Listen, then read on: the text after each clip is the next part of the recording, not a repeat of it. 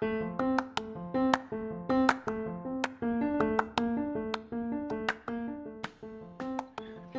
Doomer Bloomer podcast is a community for the resurrection of good ideas. We profile the hero's journey in weekly episodes and teach people about the 10 pillars framework for success in life, business, and relationships. Our mission is to find and help all Doomer Bloomers with mental health issues, poverty mindset, lack of resources, and those left behind in this world. Tune in weekly with Will S. and occasionally John Wynn as we have deep conversations with guests about the hero's journey, clown world order, and the resurrection of good ideas. To help support our community, go to www.thedoomerbloomerpodcast.com/support to become a member today. And remember, we are the cure for COVID-19.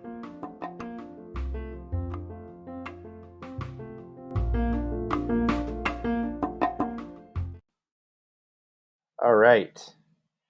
Welcome back to the Doomer Bloomer podcast with Will S. We're talking about the hero's journey, the 10 pillars framework for success, life, and business, specifically health, wealth, and wisdom.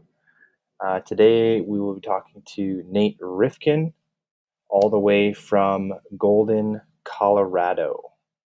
How are you doing this afternoon, Nate? I'm doing really well. Thank you for having me here. Good. For the listeners that don't know who you are and what you're about, give us a bit of an elevator pitch on your life and your career and your doomer to bloomer path, so you will.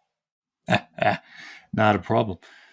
I mean, the basics of it is, I used to be so, sad and hated myself so much that I thought about killing myself and planned it out. I was so broke that I actually went through a bankruptcy. And this was after I tried a bunch of self-help stuff, and I really tried it, and it didn't work for me. I had to kind of go on a completely different path, a much more spiritual one, to start turning my life around. And that was about almost 15 years ago. And since then, I've actually become a much happier person, a much more successful person. In fact, I'm just a month or two away from celebrating my 1-year anniversary with my wife. So yeah, like I said, that would be a classic, what I call a classic doomer scenario. I'm not one for the classic self-help industry either. Yeah. There's a lot of people out there making a lot of profit off of a lot of people suffering in misery without actually, understanding where people are coming from, in my opinion. Yeah. Or even worse, they do understand where they're coming from and they're exploiting it. Yeah, and that's the other side of it. Yeah. So, like during that period, I guess 15 years ago would have put you around like 20 years old. Yeah, because it started when I dropped out of college. And I was probably like, what was I? I was like 19 years old then. So yeah, and this was a multi-year long kind of crash and burn. So it was probably about five years. From the age of 19 to 24? Yeah. It's like, I forget exactly when I started making my turnaround in terms of my age, but yeah, it's probably around 25. Yeah. To be honest, I mean, I've gone through similar things. Like my late teenage years, early 20s, were kind of, to lack of a better word, very precarious. Yeah. Just because I didn't have a whole lot of direction, and family upbringing being what it was. I think probably the thing I'm most proud of myself is that I ended up finishing my trades certification as an electrician. Um, but that was from basically the period of 24 to 29. Yeah. And and then later on, I realized, well, I realized I'm I mean I'm I was diagnosed with bipolar disorder, and I don't know if anyone knows what that is like, but it's kind of like, if you're like a Shakespeare fan, it's kind of like being Hamlet. Um, Hmm. it's like the whole, you have very high highs, but you also have very low lows.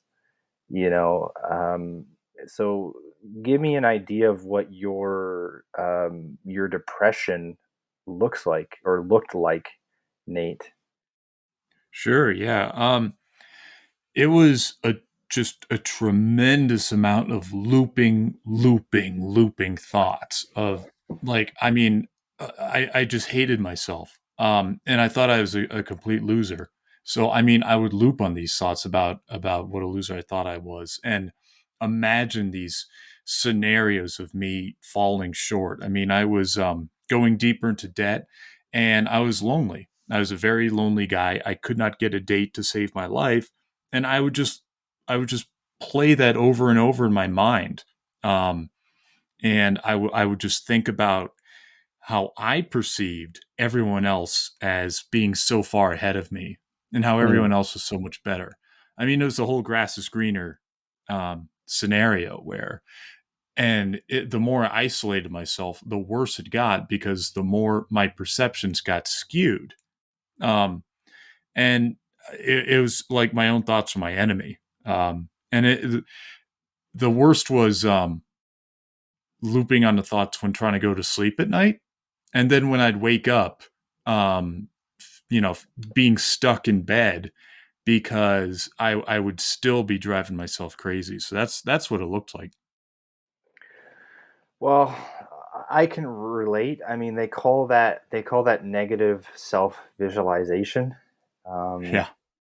like thinking about the negative outcomes versus looking at the reverse, at the positive outcomes. But it's just like the whole idea of, don't think about a pink elephant, you know. Yeah. All you can think about now is that pink elephant. um Yeah. uh I definitely have been there. um the way that I have ultimately, and I don't think there's no such thing as a cure all for depression. And you can take as many medications as the doctor is going to prescribe you, and I've been on quite a few different ones. But these are stopgap measures, in my opinion. uh, Mm. uh, the only thing that really got me out of a really bad place, especially last year, is I ended up just trying to tap back into my creative side, my creative energies. Even though I wasn't doing a whole lot, like I was reading books still, um, and basically, I go back to the Tao Te Ching a lot. I picked it up in 2017, just about 5 years ago. I consider Wayne Dyer like one of my main spiritual teachers. I've lived the 80 day 81 verses day by day. I've done one of those I've done a few of those challenges over the years. Um, but for yourself, like, what really kicked you? I mean, like you said, you said you planned out your suicide. So, what did that look like? And then what ultimately made you, like, not do it? Because this could be a like, I could be talking to an alternate dimension of Nate Rifkin right now. Yeah. Um, it was it was sort of like a day by day process where when the looping got bad enough, that's where I thought about like putting a bullet through my head, which is it, and it was kind of in a dark way, is a really fitting way to want to end my life, because where all these looping thoughts were just like revolving around my head, and it was just like the probably the natural conclusion of just imagining all these nightmare scenarios where I just hated myself so much, because, well, ultimately, if I hate myself that much, I'd want to destroy myself. Um, but what the reason you're talking to me right now instead of in an alternate dimension where I actually went through with it is because I just went to sleep every night, and I just felt a little. I always like felt a little bit better the next morning. Not necessarily progressively better over the mornings, but I felt good enough to live another day. Um, so that was always the process. It was just like, if I go to sleep, something will shift, and I'll wake up the next morning and be able to trudge through another day. And then I don't know, every week or so, or every couple of weeks, that kind of cycle would repeat itself, where I'd get close to the edge, and then I'd go to sleep. Um, what finally got me out of it was when I dropped everything I'd been doing when it came to self help. Like, because everything was revolved around mindset or my thoughts or visualizing. Because what you talked about, like the ultimate like negative visualization, imagining all those outcomes. Well, I discovered that trying to force myself to do the opposite, like positive visualization, it always rang so hollow, Mm. that it never worked. You know, and that's exactly what some kind of surface level, um, pop psychology self help person would say. It's like, oh well, then you just turn it around. Um, Actually, I remember I was talking to this is much more recently. I was talking to someone who is kind of doing the guru thing, in the kind of like let's call it the personal development, like energy world. And he was explaining, it's like, Mhm. oh well, if you're depressed, it's like your thoughts just don't resonate you, so you switch to thoughts that do resonate with you, and visuals that do resonate with you, and then you'll be fine. And I was just thinking to myself, dude, shut up, kiss my ass. You don't know. Yeah, you know it's just like I've you have no clue. So um if you yeah, it's really hard to explain to people who have that whole like Reiki. I call them like Reiki gurus, or like, I wouldn't say Reiki, but they're so like, hey, the world is love and light and blah blah blah. Well, no, it's not. They're it's okay to be just blah, and it's okay to just be like, acknowledge that it's shit sometimes. oh yeah. Um, Because you just know. I mean, the people who kind of have that sort of like, it's all good, it's all love, da da da da da. It's like, what dark stuff have they buried so deep that they're not even willing to face it? They're not even willing. Like that's the depth of that pathology. Um, so yeah, and not only that, but have copying that attitude is what's going to prevent even a chance of being able to deal with whatever pain that you're still kind of carrying around. um, so yeah, so stuff like that drives me nuts. It's like the saying I came up with is like, anytime you've got someone who anoints themselves like an advice like giver, and they start their advice with, it just comes down to, or it's simply a matter of, I already know they're full of it, because anything worthwhile is going to be at least somewhat tricky. It's going to require some kind of effort. So if someone just wants to toss it off by saying, "Oh yeah, it's just this," I already know they're on the wrong track because they're kind of too arrogant to really give good advice. They've never actually been there. Going off on a tangent here, but what the hell? Well, I mean, the Doomer, like the Doomer Bloomer podcast, and it started out as um a way for me to go to sleep at night.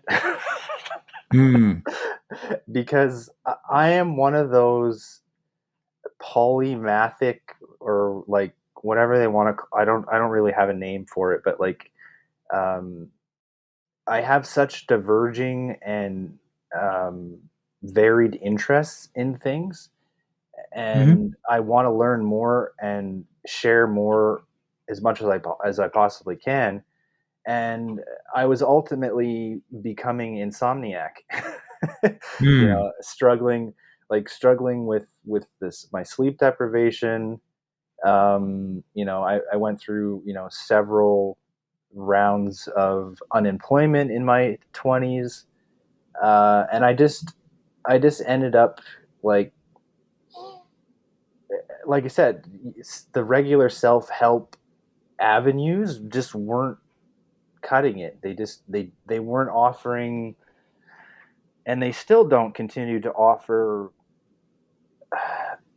like tangible, in my opinion, tangible, workable, uh, daily advice, or daily habits, or daily.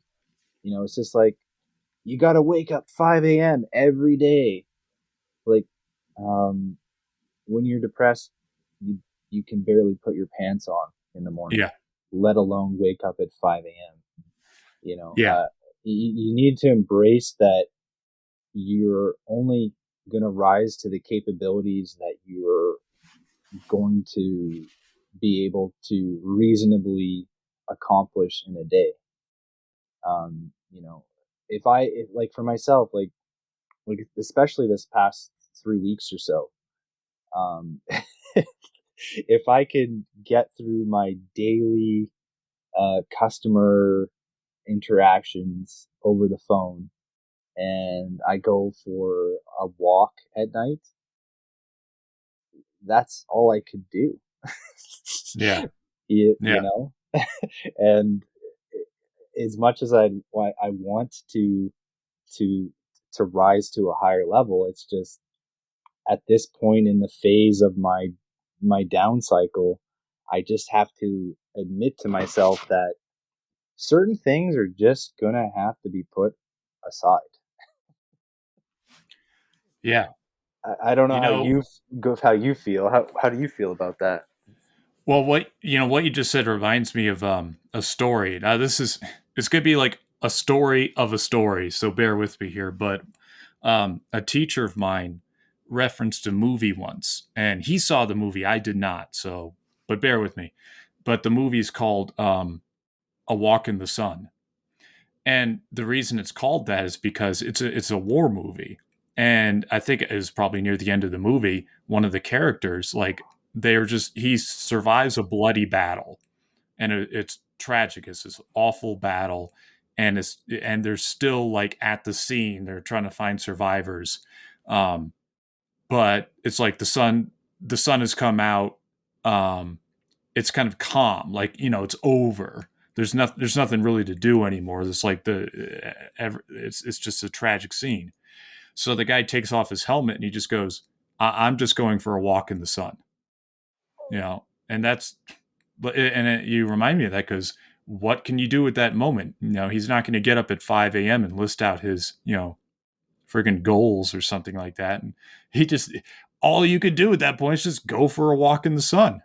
Um, so yeah, that's I resonate with that, and I think that's the a lot of issue with a lot of like cookie cutter. Here, do this, apply this system to your life, because I think for a human being to thrive, it's not about trying to like put a you know pick up a book and that outlines a new system for you to follow, or a coach that'll give you all these like cookie cutter suggestions to follow, almost like you're a Samsung phone and getting a new app installed on you. It's really about, yeah, and that's what I never had success with, because every time I tried, it just wouldn't work. That's why I love the Taoist approach, because like it's stripping away stuff. Yeah. It's diving in. It's like, all right, let's figure out what you can do, and what's best for you in your life, and just what are some things you could do to work on yourself, so that the natural thriving that you're meant for is going to come out. It'll come out at the pace that's right for you, in the timing that's right for you. And if you want to get spiritual about it, the Taoists would admit that it's like, look, we came into this life with a certain like path, and we follow the timeline of the spirit realm, and we can't deviate from that. Some things, as part of our karma for this incarnation, and some things are not. And it's the way I like to say it is like, anytime that we're trying to like really bear down and differ from that, it's like uh, applying torque to like a building. It's to a foundation of a building. It's like applying shearing force. It's going to hurt us. Um, but hey, that doesn't work in the realm of like 10-week coaching programs and stuff like that. So you know what I mean? Well, you're kind of alluding to a concept that I call like going with the flow or the stream of your life, because the Tao Te Ching talks about like life is a return trip back to source, and what you're meant here to do is, like you said, already been laid out for you in a preordained fashion, in a sense. And you're talking about like you can't go against your essential nature or your essential grain. Yeah. You know what I mean? And Yeah. and I've had to learn this the hard way, because I have lived for long periods of time with 5 a.m. mornings, and having a strict routine, and getting up at a certain time, going to bed at a certain time, and it's exhausting. It is literally mentally, physically, spiritually, and emotionally exhausting to me. Yeah. Yeah. Because there's a part of me that is just okay with getting up when I feel like it, doing the minimum amount of work that I need to do for the day, and then maybe working on something that I feel is valuable or contributes in a way that makes better sense to me than prescribing to somebody else's ideal or somebody else's expectations of me. Um, Not to say that I don't hold myself to relatively high expectations, but I've had to learn that if I fall short of my expectations, it's not the end of the world. The sky is not going to come crashing down around me. And the other thing I've had to learn the hard way is I needed to learn to ask for help when I was in crisis, or things just weren't going to work out the way that I wanted them to. Um, it definitely culminated last year, in 2020, especially in light of like the COVID situation. I was spending, you know, 10 or 12-hour days at my regular work, and in my recreational time, I was unfortunately, drinking a lot, because Mm-hmm. I was trying to numb myself to uh, a lot of the trauma that I was going through, and I didn't know have any other way to deal with it. Um, Yeah. I would have gone to the gym. However, the gyms all closed at that time, and Yeah. it broke me out of a regular routine. And not to mention, like I was living by myself, and yeah, I could reach out over the phone, that sort of thing. But I don't know how the winters are in Colorado, but up here in Canada, it gets mighty cold from October to April, Hmm. and there's Yeah. not a lot to do outside. Um, you know, so I kind of just um, instead of dealing with things properly, I kind of let it unfortunately fester to the point where I had what they would call a mental breakdown.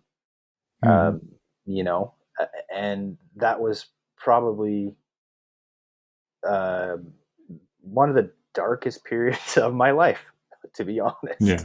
You know, Yeah. I never expected that to happen to me at 30 years old. Like things, things up until that point, yeah, they haven't been the most rosy, but I had never, you know, literally don't remember what I did for 4 days period of time. You know, Hmm. um, it's it's that sort of thing. Um, so coming back to your recovery, if you will, um, the thing that intrigued me is how did you throw that self help book out the window and basically reinvent your? You said embracing the spiritual walk. So Yeah. what does that mean? So yeah, so here's what happened. Well, throwing out the self-help stuff that was the easy part for me because everything failed so horribly that I was fed up with it. I mean, I was really disgusted, and I was jaded, and I was so bitter about it. I felt betrayed. I felt really betrayed because here I was. I had faith in it. Um, but I was just really coming to terms with the fact that there's so many liars out there. Um, and oftentimes, you know, all this like rah stuff, it puts the blame on you if you don't succeed with it. And it's crap. It's absolute crap. Um, so what I was fortunate in that I'd never heard of Taoism. I mean, Mm, maybe I heard the word, but I'd never really actually explored it. So I had a mentor at the time who taught a lot of this other like visualizing self help stuff. But then he was also into Taoism. And lo and behold, like he was teaching a lot of self help stuff, but he would actually do a lot of Taoist meditation himself. Um, but and I say I'm fortunate because he actually started teaching that stuff, and I was one of his students at the time, and it sounded really cool. It resonated with me. I mean, you know, you studied the Tao Te Ching and practiced what is revealed inside. So it's really it's very poetic. It's very beautiful, and it's actually even if a lot of people haven't heard of Taoism, they've probably heard of a lot of its sayings and tenets, like the idea of the journey of 1,000 miles begins with one step. That's a mm, very well known phrase, and it comes from Taoism. Um, so what I learned was that there's the Taoist philosophy, and paired with it is an actual practical like Taoist meditation, sort of like how yoga comes from India, and there's a Hindu spirit, there's spiritual paths associated with Hinduism and stuff like that, and then there's actual tangible exercises. Well, Taoism has the same thing. Um, in fact, you'll probably really find this interesting. If you look at the translation of the Tao Te Ching, you can actually see hints of the meditations. For instance, I forget the actual number verse, but there's part of the Tao Te Ching that states it's something like the wording is something like, you know, the key, what the sage does is the sage will empty their mind and keep their minds empty and fill and keep their bellies full and fill their bellies. Um, so that's an interesting phrase. Does it mean, just like not over intellectualizing and making sure you got plenty of food? It could. And it could also refer to the practice of sitting and breathing deeply and imagining the energy going into your belly. So when they talk about full, it's not necessarily food. It could be just the sensation of breathing into an energy. And I think that there's even one Tao Te Ching translation that goes like, fill your belly with food. And I'm reading it and just like, I think they missed the essence there. But anyway, back to the story. So I started learning Taoist meditation. And what I do is when I got out of bed, I'd take a shower first, but then right after I took a shower, I would actually do a brief round of Taoist meditation. And by the way, at the time, I was drinking every morning. Like that's how I started my days. I drink vodka mixed with an energy drink. So what happened was I started feeling somewhat of a pleasant buzz from the meditating. Um, and this to me was like revelatory. It was amazing because everything else I'd tried like sucked because it was all about get stuck in your head and go do this thing and you'll get this result. And then I'd fail to get the result. But here I was just being myself and feeling good, like in the moment, just a little bit, just like a little bit better. So I was like, okay, this is cool. Um, and I kept on doing this practice. And over time, the buzz I felt actually caught up with the buzz I would feel from drinking. And then within a couple of days, the buzz I got from meditating was actually a little bit better than the buzz I'd feel when I drink the vodka. So I actually stopped drinking the vodka in the morning. Um, and it wasn't willpower. I just felt better. So I just didn't want it. I just wanted to feel good. I didn't have any lofty goals. Um, so that was part of what got me like obsessed with Taoism. And then other people would comment like, "Oh, Nate, you're looking a little more confident. You're looking a little bit happier and more calm." And that's why I realized, whoa, this is more than just what I'm feeling. There's an actual effect here. So I just became, that was like 15 years ago. And ever since then, I'm like, okay, this is the only thing that's worked for me. This is the only thing. So I'm going to just fixate on this. I have to. It's nothing else is working. So this is what I'm going to do. So that's kind of how I started to turn my life around. I have a saying. I say meditation, not medication. Oh, Um, cool. Cool. because you could look at those vodka rock stars as a form of self medication, right? Oh, Um, that's exactly what it was. Yeah. Yeah. because you use the alcohol to numb yourself to the things you don't want to feel, Yeah. or and then the energy drink is just to get you to function for the day. Yeah. Exactly. You nailed it. You nailed it. You Yeah. know, and I definitely can tell you that there's a few times that I showed up on construction sites and I definitely had alcohol in my coffee. Yeah. Um, and that's like, yeah, probably shouldn't be admitting that, but that's the only way that I could get through my day. And, and it is what it is, you Yep. know. It's out there. I had actually a former coworker who once admitted that the water bottle had I forget if it was gin or vodka, but yeah, in it, and I had no idea. Well, it's probably the most socially acceptable way for people to self-regulate in our society, and it's actually alcohol is probably one of the worst short and long-term things you can do to your body for for health. Besides the psychological, like the liver alone can only process so much alcohol over time, and it's just like any habit. Like it's if you keep going back to that's your go-to go-to thing. And then, like, I'm gonna kind of segue here because I have talked about psychedelics on this podcast before. I have an entire episode dedicated to that.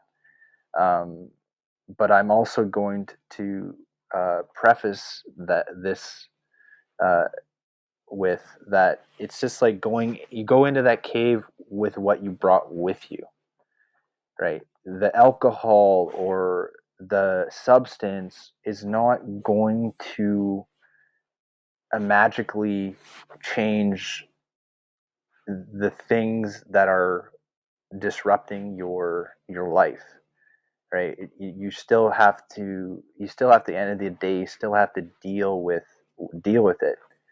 Yeah. um, so, and I think you probably understand this. It's I think it's one of the reasons why, like, I I just decided to have you on the show in the first place. I read your story, and it's like this is something that you know really resonates with me.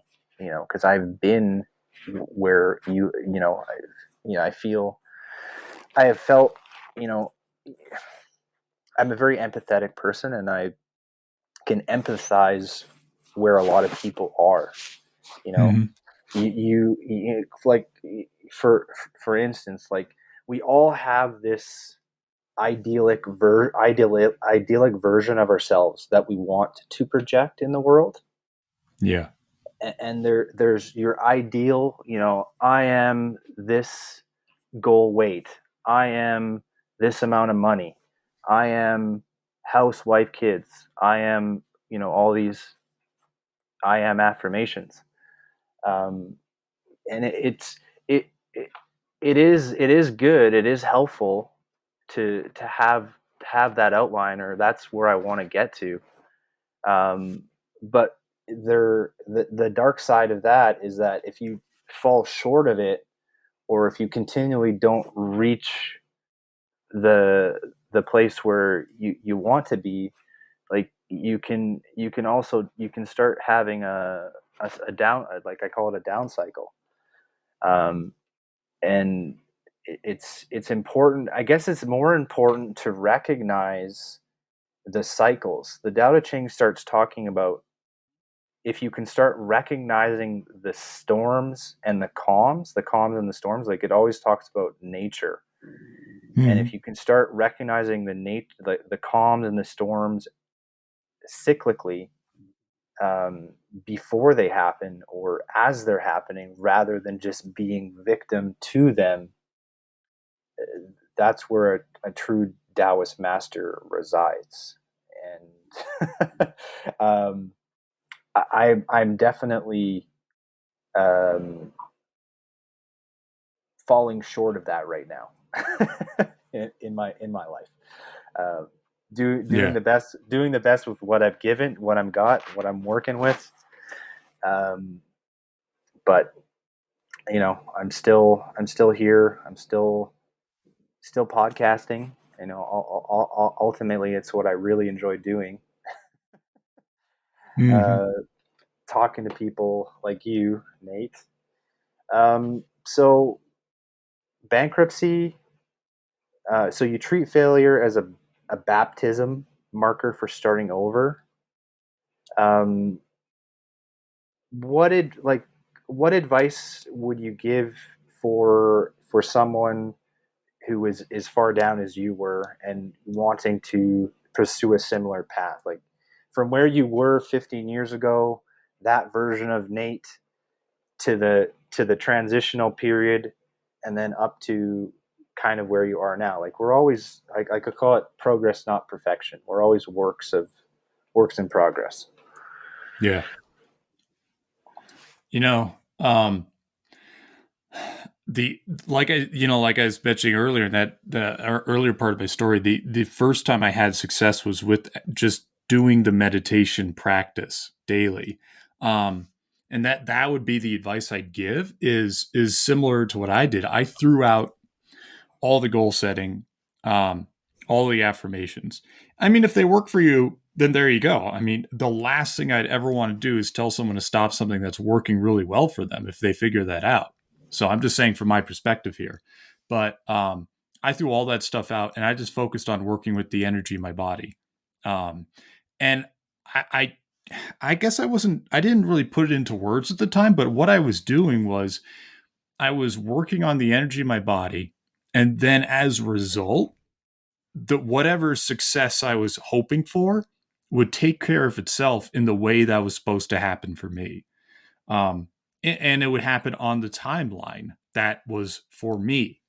Um, because if I ever tried to skew the timeline and like set this goal and get this thing or this object by this time, it would implode. I'd self sabotage, or it just wouldn't work, and then I'd feel miserable. So finally, when I started just working on just the daily discipline um, of the meditation, then life just started unfolding in the way that was naturally supposed to for me. Now, in my case, I still went through a bankruptcy. Like I started meditating and turning around my inner life, and then I went through a bankruptcy.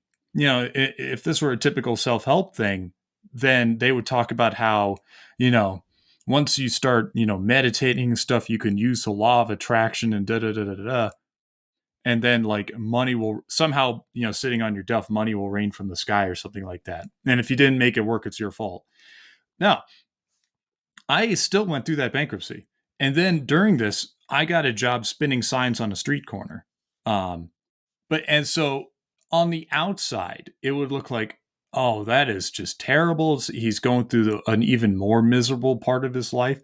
But actually, I was started becoming the happiest I'd ever been. Because I was just fed up with, like you said, we try and project that kind of outward image to the world. I was just like, screw it. There's no way I could possibly have a cool image to the outside world when I'm wearing a costume on a street corner and waving around a sign. So I just had to embrace the fact that I look like a dork. And that was it. Like, if anyone from my high school saw me, they would just burst out laughing. And people driving by did burst out laughing or scream things at me. But I realized that actually, no, I'm going to backtrack. It wasn't that I realized it didn't matter. It's that I actually felt like it didn't matter. It went beyond words. It went beyond an attitude that I was supposed to adopt. Because I was actually doing the Taoist meditation, I started being the person that didn't really care about what others thought. I started being the person that was more self-loving and self-accepting. It wasn't just words on a page anymore. It wasn't just an intellectual attitude that I was trying to adopt. I started walking the Taoist path by just doing the energetic work first, doing a deep breathing practice. Um, and as a result, I start to actually just get the mindsets. I really started to like kind of feel like, oh, this is kind of cool. This is like my life has been stripped down and simplified. I'm making $10 an hour. I'm living in the cheapest place I could find. I mean, there's a 5-year period of my life where I had no idea what movies came out. I got rid of my television set. I didn't have cable. I had internet, but no cable. So I don't even know what TV shows were on. I'd have to look it up. I still don't know what happened to this day between like 2011 and 2014 or whatever. Um, You so didn't so didn't miss so. didn't miss very much. Oh, okay, yeah, that's what I'm thinking. It's good. I feel better now. But anyway, but that's what I advise. Is like it's all about working with your energy with the deep breathing. I mean that the Taoists have been saying it all along. They've been hinting at it because they know it's something you kind of have to like come to your own on. It's something you have to kind of discover yourself for it to truly stick, which is part of why everything they talk about is in riddles. Everything they talk about is kind of hidden in poetry. Um, it's starting with your own energy and your own discipline customized to you. You don't have to get up at 5 a.m., but at some point during the day, choose a time when you're going to focus on breathing into your belly and feeling the energy. And as a result, um, that's how you can start to quiet your mind. You don't quiet your mind by fighting it. And I certainly never quieted my mind by sitting there and just observing my thoughts. I have a love-hate relationship with how meditation is taught today, because if you go online, you know, it's like I was ranting about earlier, like when someone starts their advice was like, it's simply a matter of, or it just comes down to, every time you read about meditation, how it's taught online, it's like, oh, meditation, all it is just a matter of focus, or all it is. And I'm just like, BS. That's BS. The Taoist knew it's a matter of redirecting your energy. It goes deeper than just sitting there. Like anytime I tried to do just regular meditation that way, I'd just be hazy. And then I'd be like, what the heck did I do for the last 15 minutes? I wasted my time. But by making it a body-based practice where I breathe into my belly and focus on feeling the energy, not thinking about it, but actually feeling it, I was no longer fixating on where I was versus where I wanted to be. I was no longer fixating on the destructive thoughts of self hatred. I jumped off that hamster wheel and I was just like, let me just feel the freaking energy and breathe deeply. And if I don't feel it, I'll just keep breathing deeply. And at the very least, I'll get a nice high from the oxygen I'm getting into my system. And I just did that. And as a result, I started resolving a lot of the old like emotional wounding without even trying, because I was working with the energy. So that's what I would advise. And it's just like I also just dropped all the notion of well, when I do this, how long before I get this result, or can I get this specific result? I finally just dropped all that, and because it just didn't work. And then that's how I finally opened up the capability to actually start turning my life around. Yeah, they call. I guess that would be considered non-attachment, non-attachment to the outcome. Yeah, and I'll add to that. It's like I don't know if I don't think I ever actually managed to get fully unattached, and I don't think I am today. But if someone can just kind of redirect their focus on like a self-care routine that involves a lot of like deep breathing and body-based stuff, it's kind of like you can almost trick yourself into non-attachment, because you're redirecting your energy. Yeah, and you have a quote on here, or a attributation. You can get more energy from the earth than you can from other people. Yeah. What does that mean?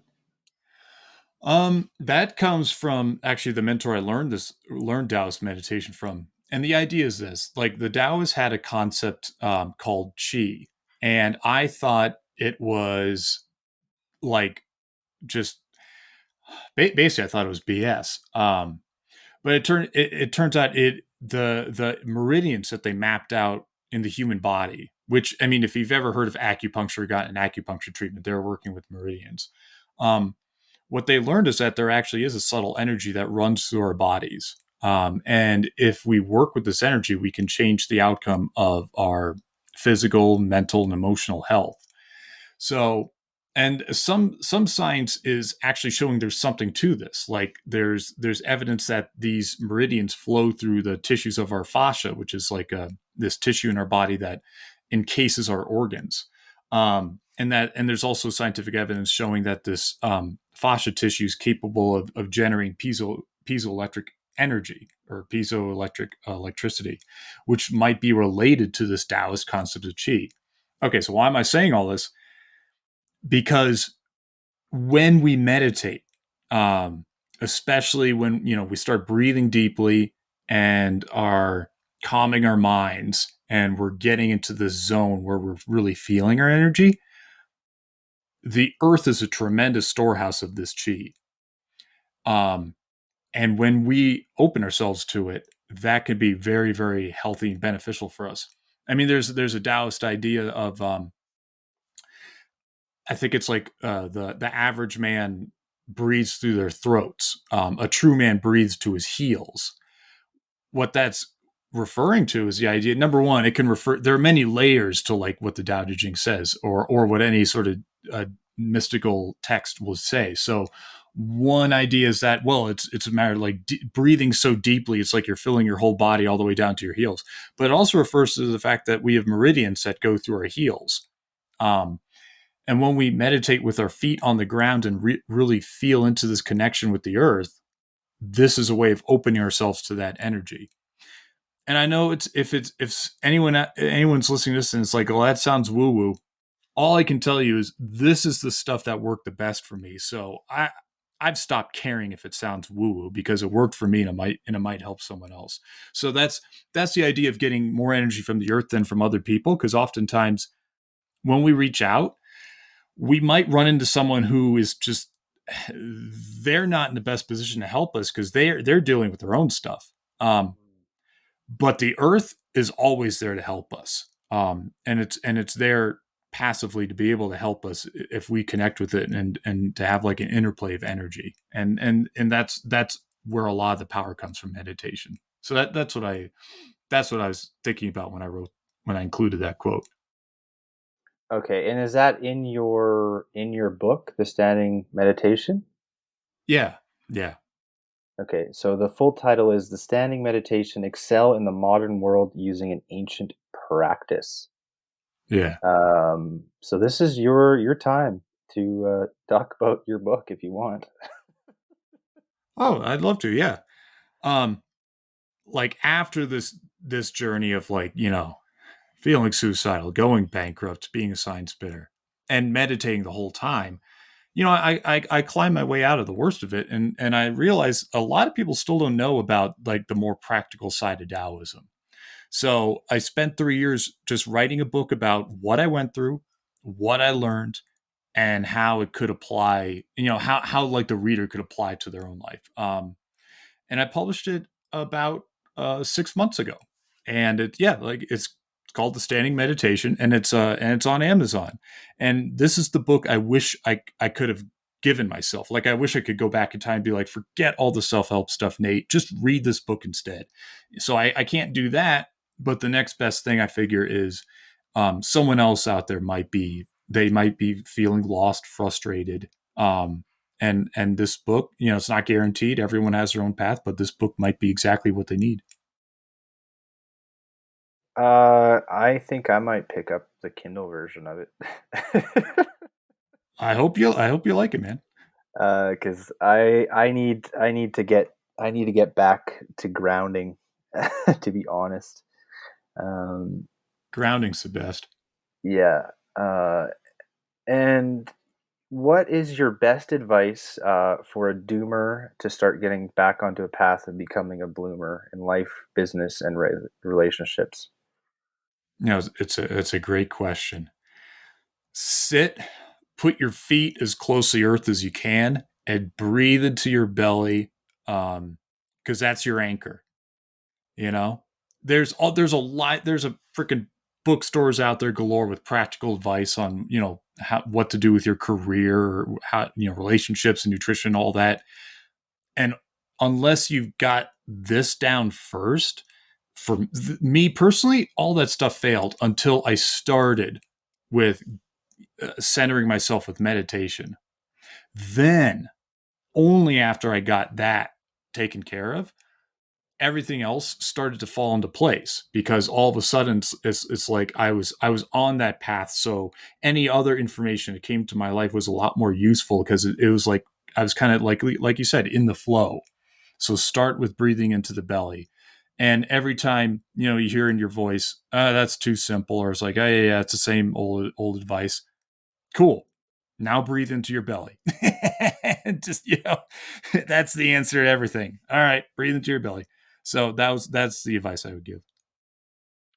I I I love it. And then how can one be of service to your community and the world? And I usually reference verse 17 of the Tao Te Ching as my favorite verse, but um, what would your advice be to be of service? Um, you know, the Taoists are really cool about the idea. They called it the marketplace. Like after you meditate, you do your best work in the marketplace. Now, what they meant by that was thousands of years ago, the marketplace was where the most people gathered. It was like uh, today's version of the local like pop up tents, like selling food and stuff like that. So the idea is when you meditate and you center yourself, you're more than just a physical person with physical tissues. You've got an energy body and a spirit body, and it affects everyone you come into contact with. It goes beyond words. It goes beyond body language. Um, and when you work on yourself, just by your energy and spirit body coming in contact with other people, there's more harmony as a result. Even if you just walk through a marketplace. So one of the best ways to benefit the world is when you work on yourself and then just be around other people and you're helping them. Like when you go to work, if you've had you put in your 10-15 minutes of deep breathing and it's like, okay, you know what, I'm getting through this day. I check that box. I'm getting through this day. You are providing a subtle harmony to everyone you come into contact with. And most of them will probably have absolutely no idea it happened. And they never will know. But it's not meant to be a conscious thing. And if you do that day after day, after day after day after day, you're creating positive ripples onto the planet that are untraceable. They're going so far spread that who knows what's going to happen. And from there, everyone will come up with their practical way to serve, but it all starts with that. It all starts with that inward stuff first. Farmers market, by the way, that's what I was thinking of when I was trying to figure out the tents and stuff. It's like the modern day farmers market. So that is my advice. Yeah, I mean, and the thing that I've kind of realized is that like we don't have those physical markets as much as we used to. You know, I think Yeah, there's something that something that we're missing there. yeah, Um, yeah, absolutely. where can listeners connect with you online? Either your social handles or online website. The best is the website thestandingmeditation.com. That's where people can find out about my book. And I also have a blog at naterifkin.com. And I post articles on there and I'll post links to conversations I have like this one. So those are the best ways. Okay, and you probably know this is already coming. I ask every guest this question. Yeah. What is your zombie plan? So, you know, one of the coolest Taoist meditations is where it's sometimes referred to as stand like a tree. So I would just, if I saw them running at me, I would just stand like a tree and I'd hope and pray that, hey, zombies are coming after other people and not trees. So maybe they'll just mistake me for a tree and pass right by me. That's the best I can do, man. Be, Nate Rifkin says, "Be like a tree; the zombies will ignore you." It's got a 40% chance of working, I swear. At least. Well, Nate, actually, you know what? This has been probably the best pick me up in the last 3 weeks. I needed some practical advice, so I hope that if you're listening out there, you got a lot out of this because I did. Um, Cool. you can pick up a copy of Nate's book on Amazon via Kindle or paperback. Check him out on his website or his personal blog. As for the Doomer Bloomers, we are on all the major platforms with the exception of TikTok, Facebook, Twitter, Instagram. Of course, we have our YouTube channel. Um, please consider being a subscribed member to the Patreon. Lots of benefits there, especially at the first level. Access to our Discord server where there's lots of great resources for people going through difficult, challenging times in their lives. And yeah, the best place probably to reach me is at the Doomer Podcast on Twitter. And yeah, all the other major social handles. And as always, just because you're going through a rough period right now, doesn't mean it's going to be that way forever. As you come back into yourself, and you have that a little bit of energy, maybe add a breathing practice to your routine now, because I think that's what I'm going to do. And then have yourself a great and prosperous day wherever you are in the world. Namaste. All right.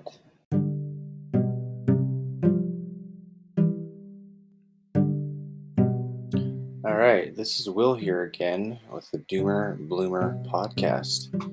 If you enjoyed this content today with Nate Rifkin and you want to learn more, please check the links in the description for naterifkin.com, the standing meditation on Amazon. Follow him on all the social medias. As for us, of course, we are out there on Twitter at Doomer Podcast, Doomer Bloomers on Instagram and Facebook, all the major platforms. We have the Patreon, subscriber levels 1, 2, 3, and 4. The Discord group, of course, is free to join. Lots of great information in there. Go to www.thedoomerbloomerpodcast.com/support to become a member today.